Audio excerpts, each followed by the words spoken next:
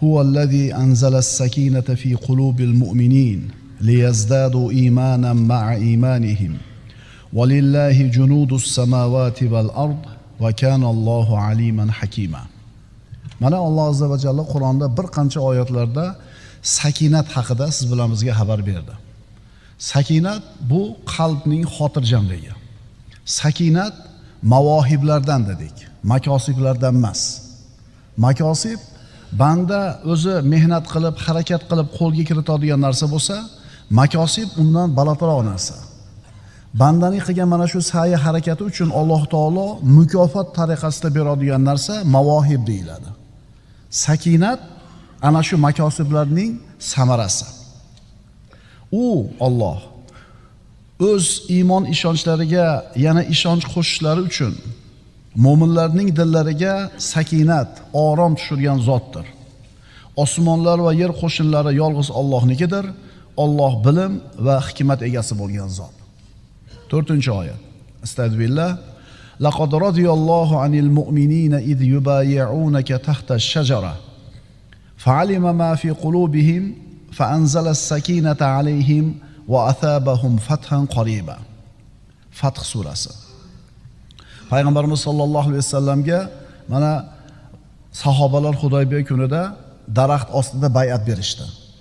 Mana ular haqida Alloh taolo xabar berib aytadi: "Ey Muhammad alayhisalom, dar haqiqat Alloh mo'minlardan ular daraxt ostida sizga bay'at qilayotgan vaqtlarida rozi bo'ldi.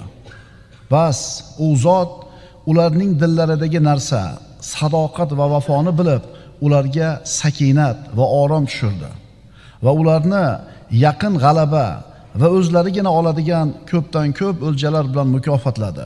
Alloh qudrat va hikmat sohibi bo'lgan zot."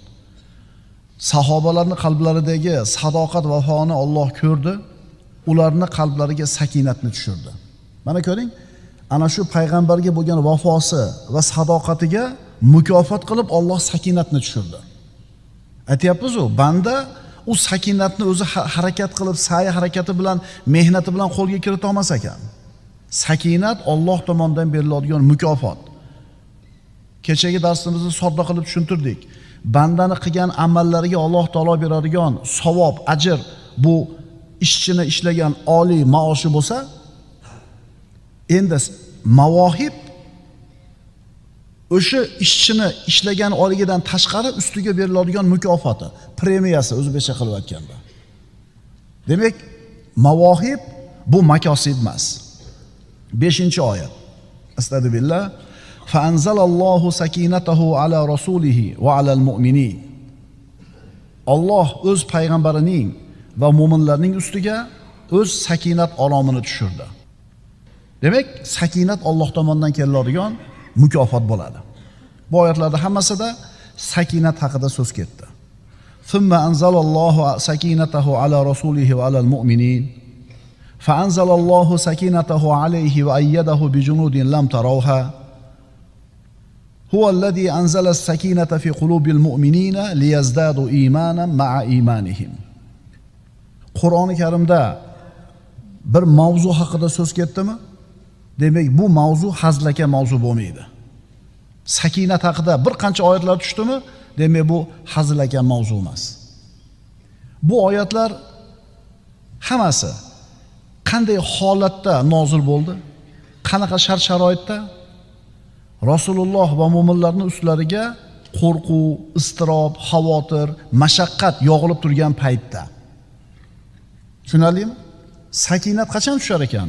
Mo'minning qalbida shu xotirjamlik yo'q bo'lib, qo'rquv, iztirob bo'lib turgan paytda Alloh tomonidan mukofot bo'lib tushar ekan.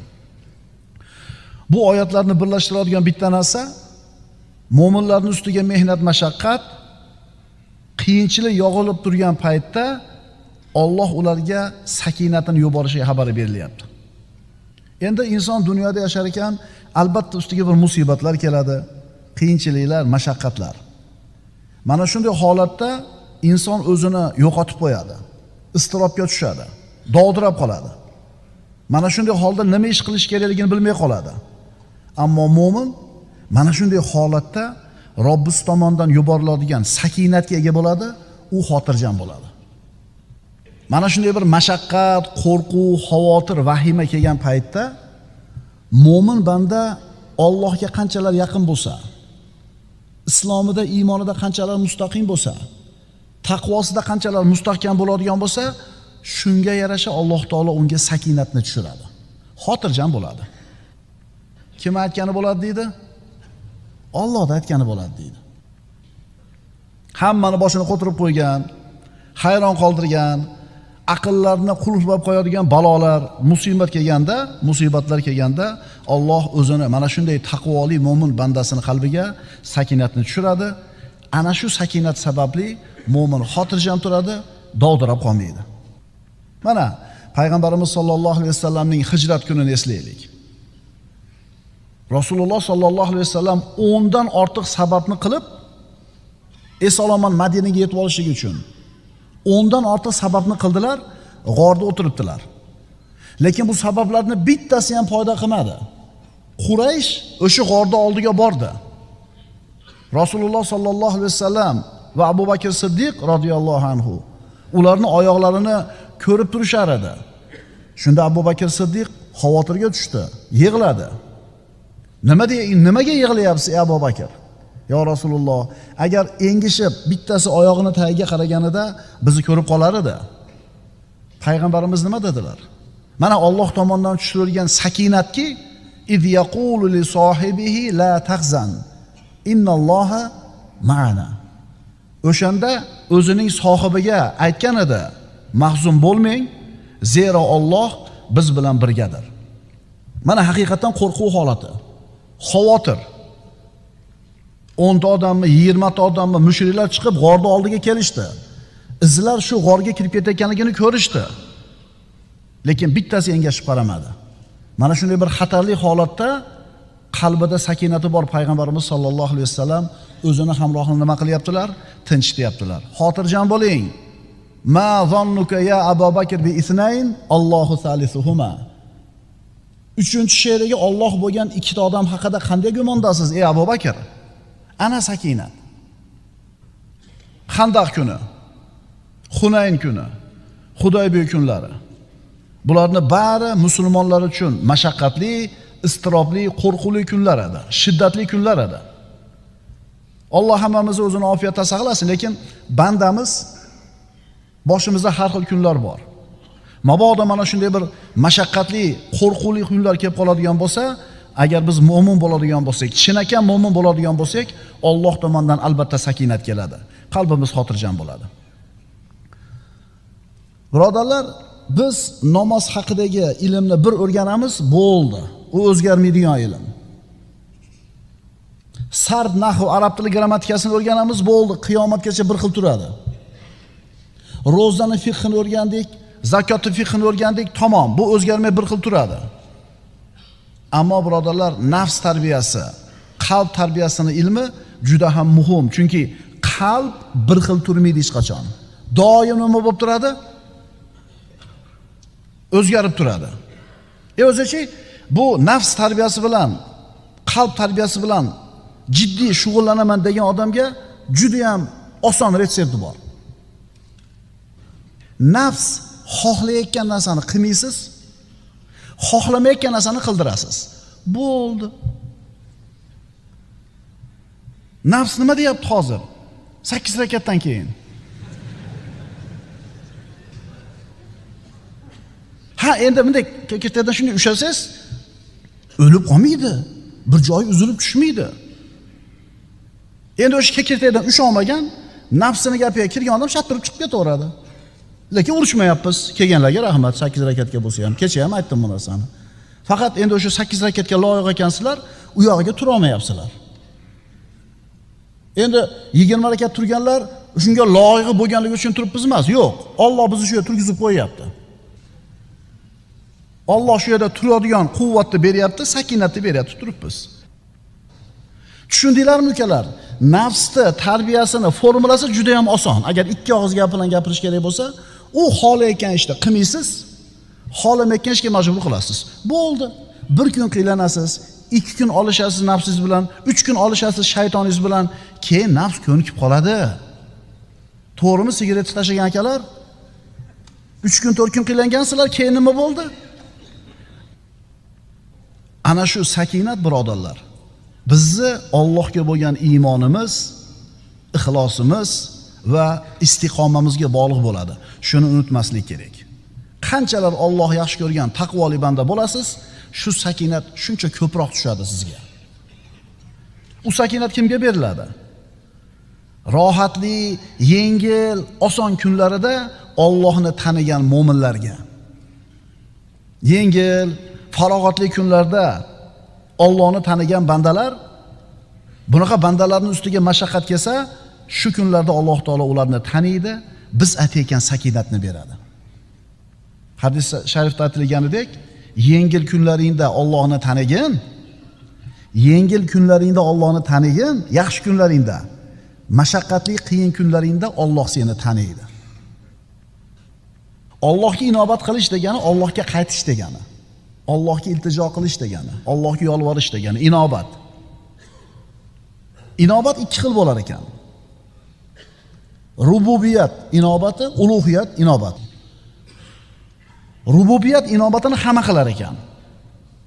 Mo'minmi, kofirmi, erkakmi, ayolmi, olimmi, omimi, boymi, kambag'almi, millati, irqi qanaqa bo'lishidan qat'iy nazar odam zoti borki, rububiyat inobatini qiladi, iltijosini. Qachon qiladi? Samolyot silkinishni boshlaganda ateist ham nima deydi? Ey Rob deydi. Kemaga chiqib katta to'lqinlarga kema urilib, chaqalib, to'ntarilib ketishi xavotir bo'lganda ey Xudo deydi. Ateistlik ham esdan chiqib qoladi. Mulhitligi ham yoki dinsizligi ham. Bu majburiyatdan-da. Allohni tanimaydi, lekin boshiga musibat tushganda Alloh deydi. Endi ulug'iyat inobat qanaqa bo'ladi? Yengil kunlarida ham Allohni taniydi. Yengil kunlarda Allohning hukmida, yengil kunlarda Alloh taologa yaxshi ko'rib ibodat qiladi. Endi bunaqa bandasini Alloh qiylangan kunida albatta o'zini holiga tashlab qo'ymaydi. Tushunarlimi? Yengil kunlaringda Allohni eslagin, Allohni tanigin, Alloh ham seni nima qiladi? Taniydi, eslaydi. Ulamolardan biri aytadi: ustimga mashaqqat kunlari keladigan bo'lsa, sakinat haqidagi oyatlarni o'qiyman. Ana shu narsani o'qir ekan, ustimga qiyinchilik kelganda shu sakinat oyatlarini o'qib, uni ta'sirini hayotimda his qildim deydi. Mana shu nasihat ko'rsatma birodarlar. Agar ishlar og'irlashsa, qalb iztirobga tushsa, sakinat oyatlarini tilovat qiling. Bu sakinat Alloh taolo mo'min bandalarga ato qilgan inomi bo'ladi. U mo'minlarga xos bo'ladi. Sakinatning ta'rifi. Sakinatning asli xotirjamlik va viqor. Xotirjamlik va viqor. Masalan, falonchi odamda sakinat bor desa, demak uni qalbi xotirjam, ichi xotirjam, ustida viqor bor. Haybat bor, salobat bor. Baqir-chaqir qilish, qo'rqish, yig'i solish, asablarda buzilishi bu birodarlar sakinatni ziddi.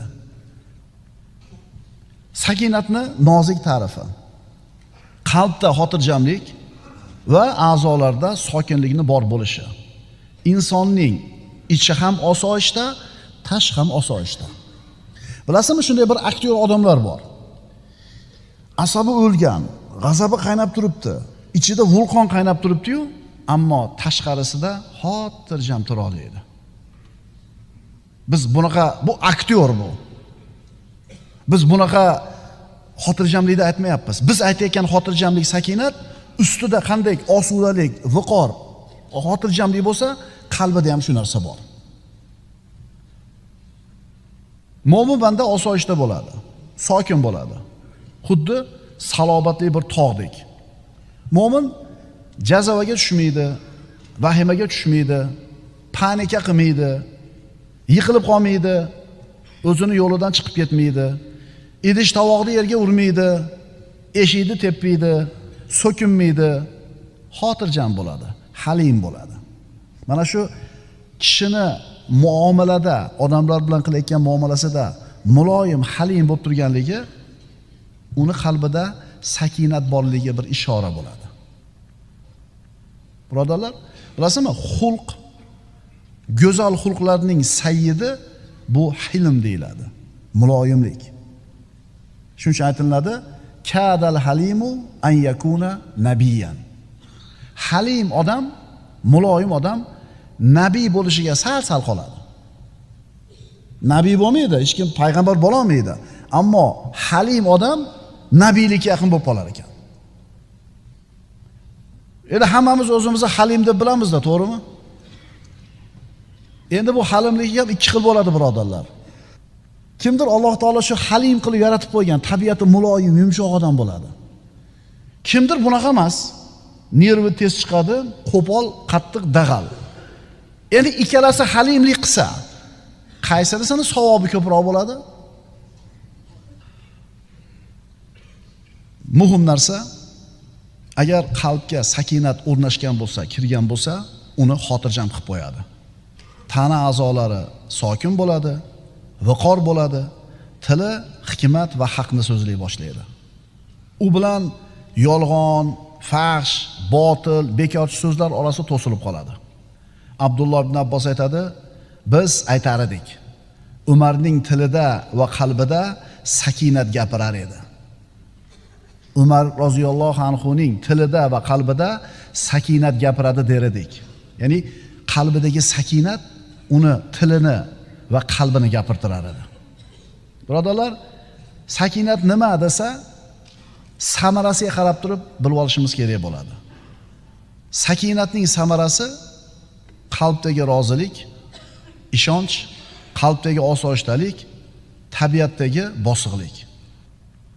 Vallohi mo'min banda agar Allohga yaqin bo'lsa, agar Alloh unga sakinatni bergan bo'lsa, uni qalbida shunday bir xotirjamlik bor bo'ladiki, agar xavotir, qo'rquvda turgan butun bir shahar ahliga tarqatsa, mana shu undagi sakinatni hammasini xotirjam qilib qo'yadi.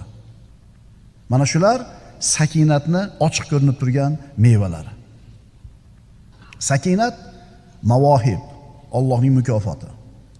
Sakinat Allohning bir bandani qalbiga tajalli qilishi, nazar solishi. Sakinat Allohning mo'min qalbiga yuborgan nuri. Sakinat qalbning xotirjamligi. Sakinat Allohning bir bandasiga bergan mukofoti. Nafs 3 xil bo'ladi deb aytdik avvalgi darslarimizda. Nafsun ammora, nafsul lavvoma, nafsul mutmainna. Alloh azza va jalla nafsul lavvomani maqtadi. La uqsimu bi yawmil qiyama va la uqsimu bi nafsil lavvama. Qiyomat surasida Alloh taolo aytadi: men qiyomat kuniga qasam ichurman va men malomatgo'y nafsga qasam ichurman. Ya'ni malomat qiluvchi nafs o'zini egasini doim malomat qilib turadi, tergab turadi. Nima uchun bunday deding? Nima uchun bunday qilding? Nimaga falonchini masxara qilding? Nimaga falonchini dilini og'ritding? Nimaga g'iybat qilding? Mo'min banda iymoni qachon komil bo'ladi uni? Mana shunday doimiy suratda o'zini hisob-kitob qilib turadigan bo'lsa, sodiq mo'min shunday bo'ladi. Hisobing oxiratda yengil bo'lishi uchun birodar, dunyoda o'zingni hisob qilib tur nafsingni. Agar kim o'zini bu dunyoda nafsini qattiq hisob-kitob qilib tursa, qiyomatda bu odamning hisobi yengil bo'ladi. Endi kim buni aksini qilib dunyoda o'zini hisob-kitob qilmasa yoki hisob-kitob qilsa ham yengil qiladigan bo'lsa, qiyomatda hisobi og'ir bo'ladi. Bu dunyoda inson xavotirda, qo'rquvda yashar ekan, qiyomat kunida xotirjam bo'ladi. Aksincha, bu dunyoda xotirjam, hech narsadan qo'rqmay yashagan bo'lsa, qiyomatda albatta xavotirda bo'ladi. Chunki Alloh taolo bir bandani ustida ikkita xotirjamlikni ham jamlamaydi, ikkita qo'rquvni ham jamlamaydi. Dunyoda xavotir bilan, qo'rquv bilan yashagan bo'lsa, oxiratga xotirjamlik qoladi. Agar dunyoda xotirjam yashab qo'ygan bo'lsa, endi qo'rquv oxiratga qoladi. Alloh azza va jalla hadis qudusida shunday marhamat qiladi: "Va izzati la ajma'u ala abdi khawfayni va amnayn." Azizligimga, ulug'ligimga qasamki, bir bandamning ustida ikkita qo'rquvni ham, ikkita xotirjamligini ham jamlamayman. Agar dunyoda mendan qo'rqsa, qiyomat kunida uni xotirjam qilaman. Agar dunyoda mendan qo'rqmasa, qiyomat kuni uni qo'rqitaman. Bu hadis qudusiyda. Endi payg'ambarimiz sollallohu alayhi vasallam nima deganlar? La yajtamiu xawfani va amnan. Ikkita qo'rquv bilan ikkita xotirjamlik jamlanmaydi. In xiftahu fid dunya tam'anaka yawmal qiyamah. Agar dunyoda undan qo'rqsang, kimdan? Allohdan. Alloh seni qiyomatda xotirjam qiladi. Agar dunyoda undan qo'rqmasang, kimdan? Allohdan. Qiyomat kunida qo'rqitadi. Birodarlar, molimizni zakoti bor. Zakotni bersangiz, molimiz poklanadi, o'sadi. Nafsning ham zakoti bor. Nafs nima bilan poklanadi desa, muhosaba bilan. O'zini hisob-kitob qilib turishligi bilan. Mana 15 kun Ramazon o'tdi. La ilaha illallohni necha ming marta aytdim. Salovatni necha ming marta aytdim. Qancha ihson qildim.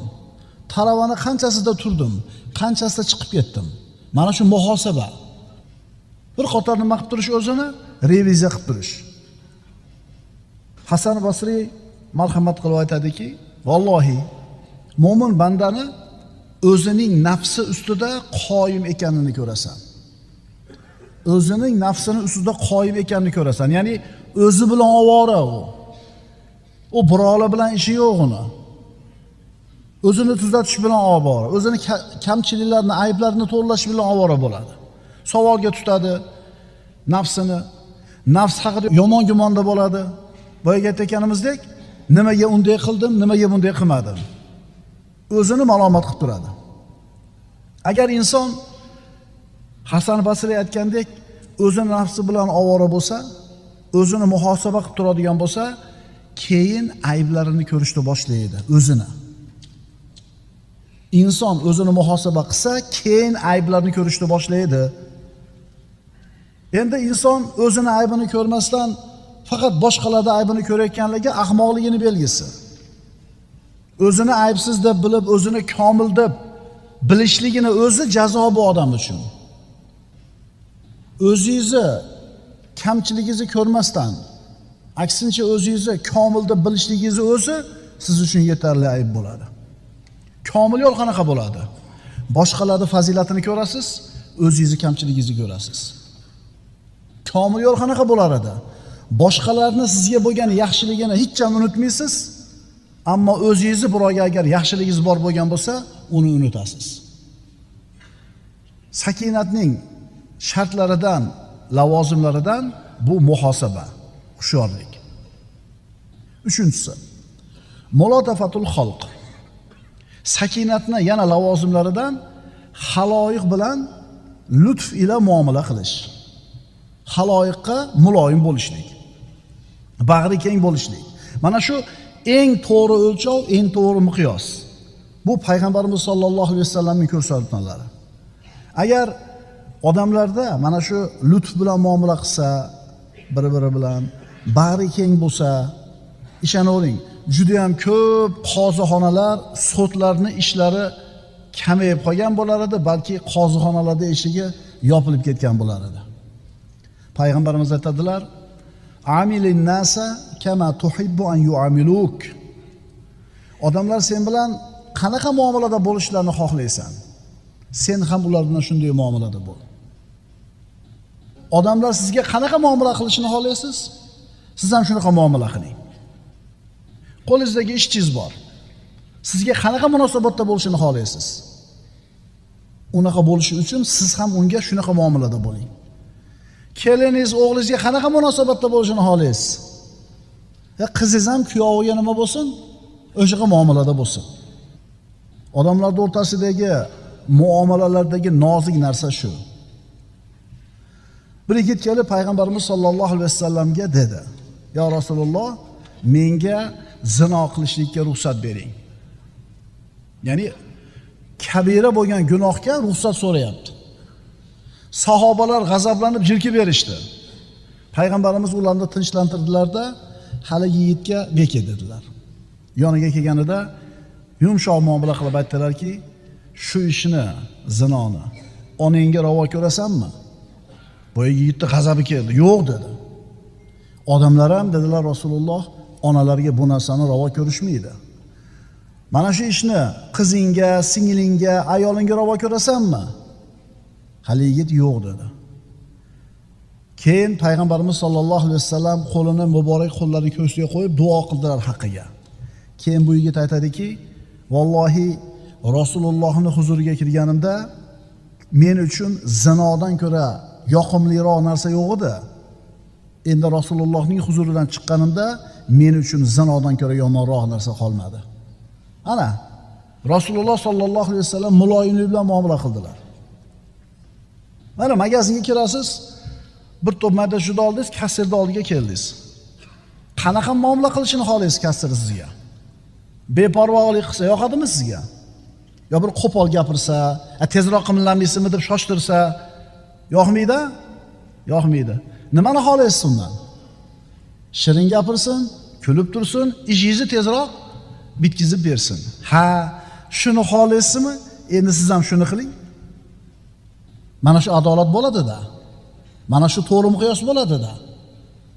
Bizda shunaqada, avval u tuzalsin, keyin yaxshi muomala qilaman. Borda shunaqa. Nariga ham xuddi shunaqa deb turadi. Ular shuni kutadi. Sen ham kutasan. Avval ular menga assalomu alaykum desin, keyin men va alaykum assalom deyman. Ular ham xuddi shunaqa. Shuning uchun birinchi qadamda sen bos. Alloh Qur'onda aytayapti: "Innalloha la yughayyiru ma biqaumin hatta yughayyiru ma bi anfusihim." Alloh taolo insonlar o'zlarini ichlaridagi narsani tuzatmagunlaricha ularning atroflarini tuzatmaydi deyapti. Hamma shuda avval u salom bersin, keyin men nima qilaman? Aliga olaman. Mana payg'ambarimiz sollallohu alayhi vasallamning miqyosi qanaqa bo'lgan. Endi buni aksi bo'lish mumkin emas. Astagfirullah. Fabima rahmatin minallohi lintalahum. Ey Muhammad alayhisalom deyapti Alloh taolo. Muhammad alayhisalomga Alloh tomonidan bo'lgan bir marhamat sababli sahobalaringizga yumshoq so'zli bo'ldingiz. Bas qarang, agar qo'pol, qattiq dil bo'lganingizda edi, albatta atrofingizdan tarqab ketishgan bo'lar edi. Ko'ring, vahiy egasi bo'lgan, eng komil go'zal xulq egasi bo'lgan Muhammad alayhisalom, Alloh taolaning eng bir ulug' bandasi ki, agar dag'al bo'lsa, qo'pol bo'lsa, atrofidan odamlar tarqab ketardi ekan. Sakinatni shartlaridan, lavozimlaridan mulotafatul xalq, odamlar bilan lutf ila muomala qilishlik. Qalbida sakinati bor odamgina muloyim muomala qila oladi.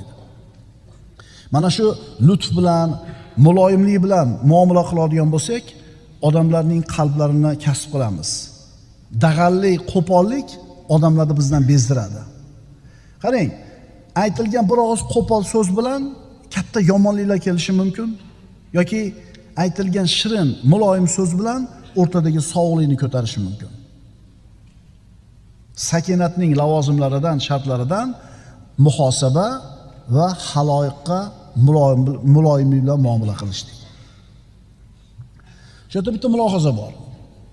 Bir otaki farzandlariga qo'pol, dag'al, qattiqqo'l. Ota bo'lganim uchun meni yaxshi ko'rishga majbur ularni hisoblaydi. Bu noto'g'ri.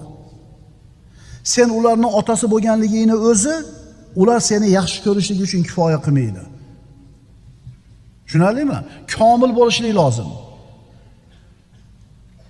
Farzandlaringni senga muhabbatli bo'lishligi ularning qo'lida emas.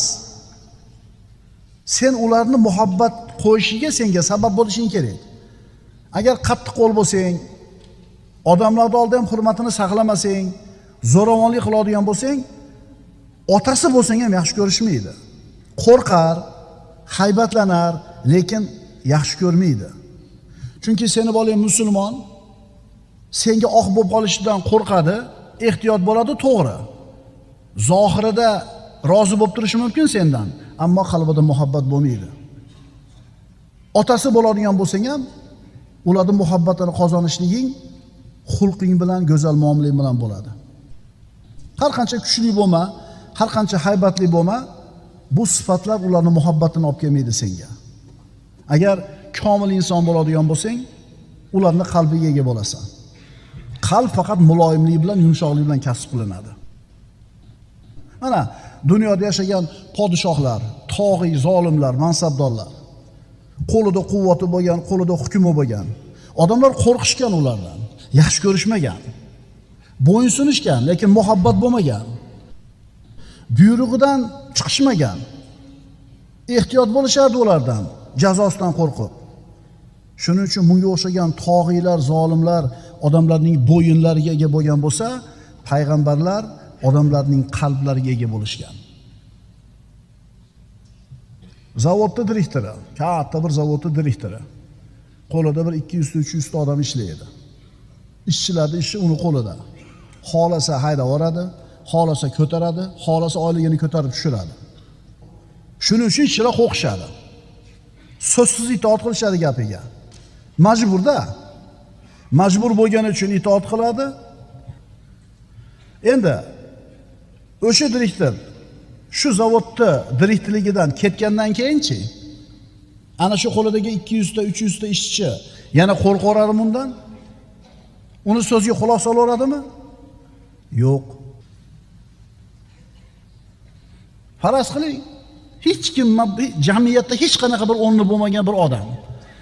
Ilmi ham yo'q, puli ham yo'q, quvvati ham yo'q, hech narsasi yo'q. Qo'liga to'pponchani olib turib, birovni qoniga taqab turib, nima desa qiladi nariga. To'g'rimi? Hech kim emas boyaga to'pponchani ushlagan odam. Xo'p, o'sha pistoletni taqab turibdi. Ro'parasida turgan odam nima desa qiladi. Aytingchi, unga muhabbatdan bo'ysunyaptimi? Qalbi bilan yaxshi ko'ryaptimi? Yo'q. Boyaga to'pponchani, pistoletni quvvati bilan bo'ysundiryapti. Bunaqa quvvatda qanchalar davomiyligi bor. O'sha qo'lida to'pponchasi yo'q bo'lgandan keyin bo'ldi. Shuning uchun birodarlar, biz farzandlarimizga dag'allik, qo'pollik qilib, otalik maqomida turganimiz uchun, uni iqim-chiqimlarini to'layotganligimiz uchun bizga bo'ysunishayotgan bo'lsa, bu nuqson akalar. Chunki bu bola ham ertaga katta bo'ladi, quvvatga kiradi, pul topadi, shunda ko'rasiz ekan sizni kimligingizni unga. U hech kim emas, siz baland bo'lib turgan paytda muhabbatini qozonib qo'ying. Mana sakinatning shartlaridan bittasi nima ekan? Mulotafatul xalq. Haloyiq bilan, lutf bilan muomala qilishlik. Endi boyagi mansabdor odam ishdan ketgandan keyin u ham muloyim bo'lib qoladi. Xalq bilan bir yumshoq, chiroyli muomala qiladigan bo'lib qoladi. Endi u ham majburlikdan qilyapti-da endi. O'shanaqa qilmasa kun yo'q unga odamlar orasida. Endi komillik nimada? O'sha mansabda, quvvatda turgan paytda yumshoq muomalada bo'lishligi. Otasiga osiy bo'lgan bir yigit bor edi. Otasi vaqti bilan aytib qo'yardi: "Sen odam bo'lmaysan." Oylar o'tdi, yillar o'tdi. Allohning taqdiri bir katta savdo markaziga bir direktor bo'lib qoldi. Allohning xohishi. Otasini hurmatini joyi qo'ymaydi, otasiga osiy, otasiga qo'pol muomala qiladi. Sen odam bo'lmaysan degan gapi alam qilar edi unga. O'sha mansabga kelgandan keyin bir kun shunday bordida otasini qo'lidan so'dirib yurib tortib, ko'nmasligiga ham qo'ymasdan mashinasiga o'tkazib turib olib keldida, "Mana ko'ring" dedi. "Mana men yetgan martabamni ko'ring" dedi. Otasi ko'rib turib, "Ha, mansabga erishibsan-u, lekin baribir odam bo'lmabsan" dedi. Nimaga? Otaga shunaqa qo'pol muomala qiladimi? Ha? Xuddi ishsini qo'lini qayirib biriga majbur olib borgandaqa so'dirab kelyapti. Baribir odam bo'lmabsan dedi. Birodar, puling bo'lsa, kuching bo'lsa, mansabing bo'lsa, odamlar seni hurmat qilayotganga o'xshab ko'rinadi. Seni o'sha mansabing yoki obro'ying uchun hurmat qilishyapti. Undan ketganingdan keyinchi? Anbiyolarni birodarlar aksariyati zaif bo'lishgan. Nima, Alloh qodir emasmidi ularni kuchli qilib qo'yishga? Ha, qodir edi. Agar kuchli, quvvatli, mansabli shunaqa qilib qo'ysa, odamlar qo'rqqanidan ham bo'yin sunishar edi. Lekin Alloh bunday bo'lishini xohlamadi. Payg'ambarni yaxshi ko'rib ergashishligini xohladi Alloh taolo odamlarni. Nabiyni, payg'ambarni kuchini, quvvatini nima deydi? Kuch-quvvati. Uni komil insonligi deydi. Nabiy bo'lgan odam ham o'zini qavmini eng zaif kishisi bo'lgan. Mana Alloh taolo aytadi, astagfirullah. Va yasnaul fulka va kullama marra alayhi mala'un min qawmihi sakhiru minhu. Qala in taskharu minna fa inna naskharu minkum kama taskharun.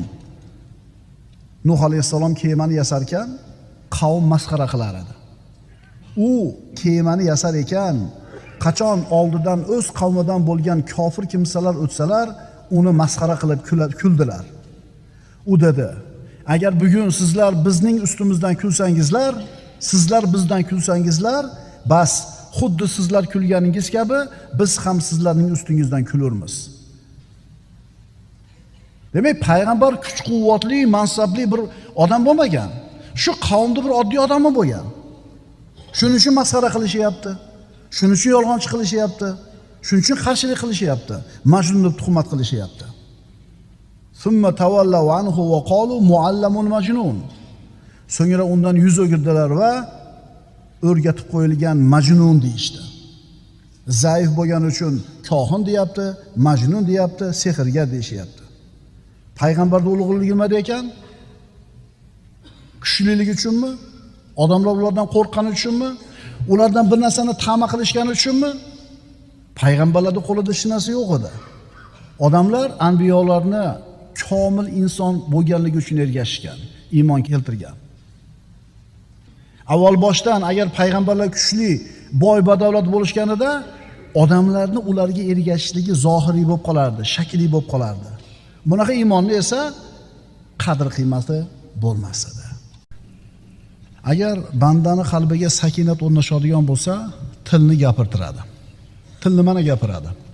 Hikmatni, haqiqatni, chiroyli mav'izani. Abdulloh ibn Abbos aytganidek, Umarning tilida va qalbida sakinat gapirar edi der edik. Ya'ni bu kishini tilini mana shu sakinat gapirtirar edi. Karomat. Payg'ambarlar uchun mo'jiza berilsa, iymoni bor, Allohga yaqin bo'lgan taqvoli bandalarga, valilarga karomat beriladi. Karomat bu g'ayrioddiy ishlar, tabiat qonunlariga to'g'ri kelmaydigan holatlar. Mana shu biz aytayotgan sakinatning ham karomati bor.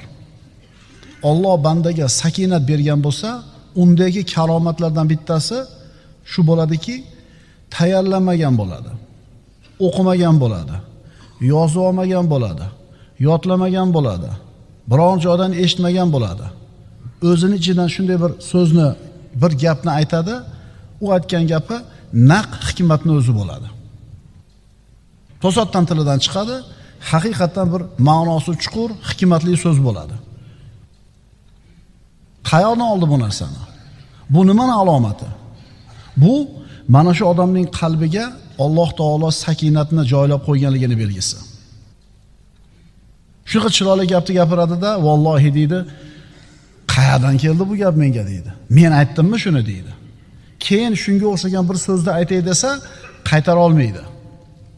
Bu uni qalbida sakinat borligining bitta belgisi.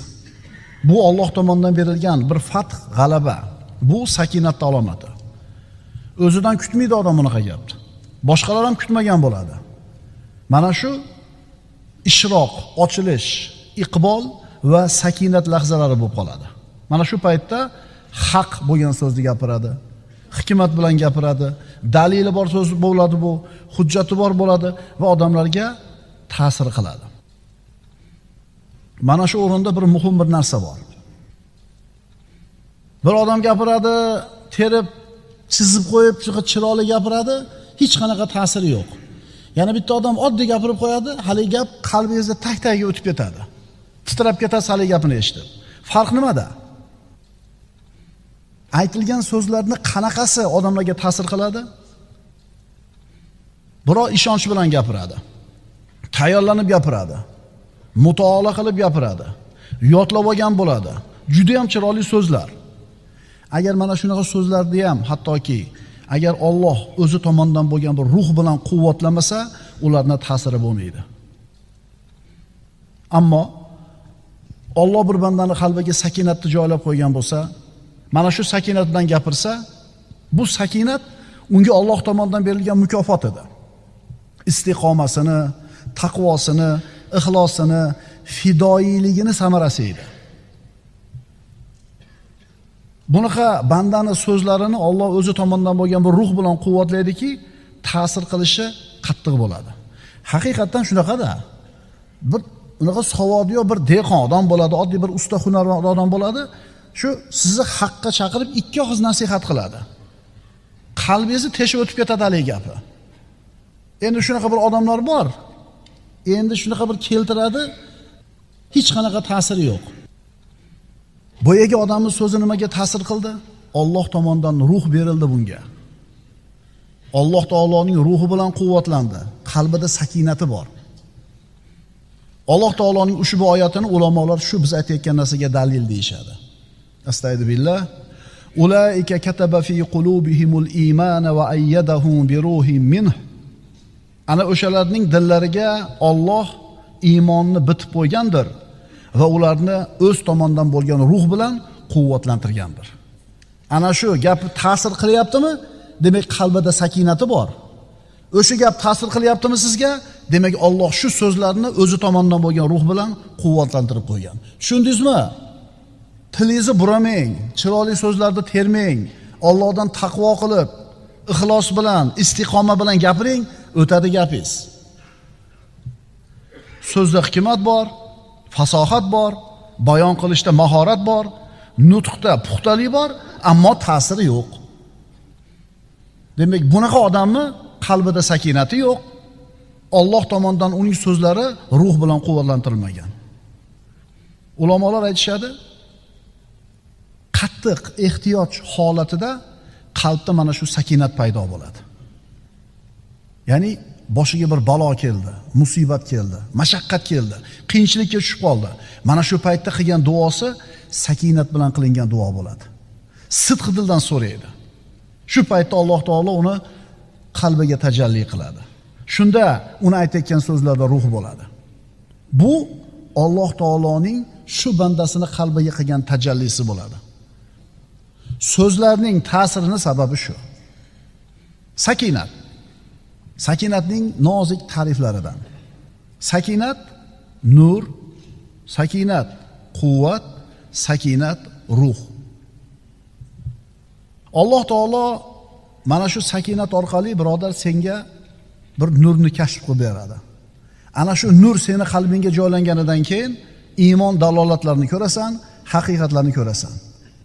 Mana shu nur qalbingga berilgandan keyin haq bilan botilni ajratadigan bo'lasan. Hidoyat va zalolatning farqiga borasan.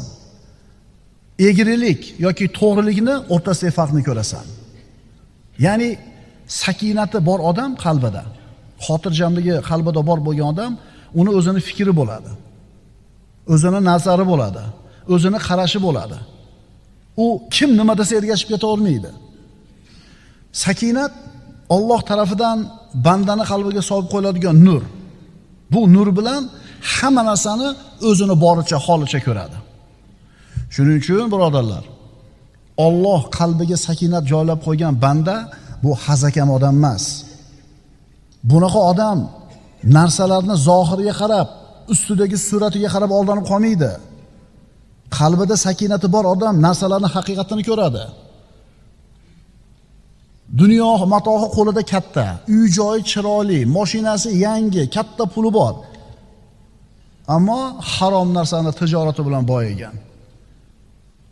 Ana shu qalbida sakinati, nuri yo'q bo'lgan odamlar havas qiladi buni. Chunki zohiriga qarab aldanyapti-da bular. Ammo qalbiga nur bergan, sakinat berilgan bandachi? Yo'q deydi. Xudo saqlasin bunaqa bo'lib qolishdan deydi. Chunki bu haqiqatini ko'radi. Demak, sakinat nima dedik? Nur, quvvat, ruh dedik. Ana shu ruh bo'lsa insonda qalbida, u xushyor bo'ladi, sergay bo'ladi. Demak, sakinat deyiladigan ruh insonni hushyor qilib qo'yadi. Sakinatning ma'nolaridan. Sakinat mo'minning qalbidagi nur deyildi. Hamma narsani asl suratini shu nur bilan ko'radi. Sakinat mo'minning qalbini egallagan bir ruhoniyat. Ya'ni uning qalbi tirik bo'ladi. Qalbi uyg'oq, g'aflatda emas, Allohdan uzoqlashmagan, shahvatlarga cho'kmagan, o'zini doim hisob-kitob turgan va kunidan rozi.